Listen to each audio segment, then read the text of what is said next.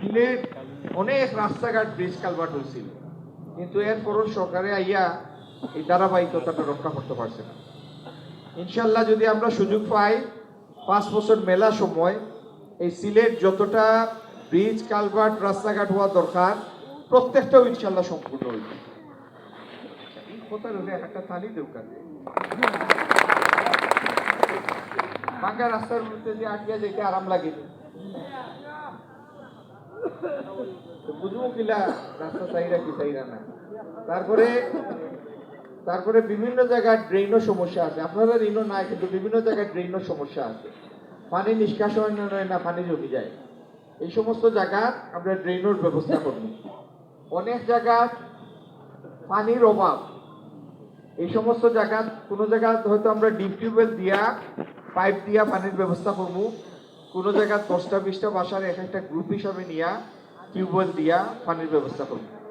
যেন যেটা প্রযোজ্য এইভাবে এই জায়গার ব্যবস্থা করা হইব, কিন্তু পানির ব্যবস্থা হইব।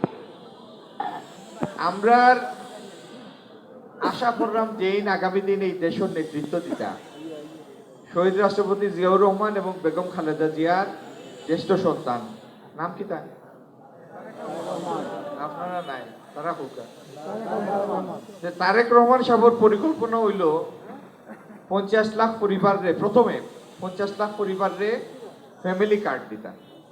এই ফ্যামিলি কার্ড কোন হইব গরর বুবাইন্তর নামে, মহিলাইন্তর নামে। যারা ফ্যামিলি কার্ড দেওয়া হইব অনুকার একটা পরিবারে যদি 5 জন মানুষ থাকে তাহলে 50 লাখ পরিবার মানে 2.5 কোটি মানুষ। যদি 6 জন হয় তাহলে 3 কোটি মানুষ। এই পরিবার গুন্তরে প্রত্যেক মাসও 2 থেকে 2,500 টাকা মূল্যমানের খাদ্য সামগ্রী দেওয়া হইব সরকারি ভাবে,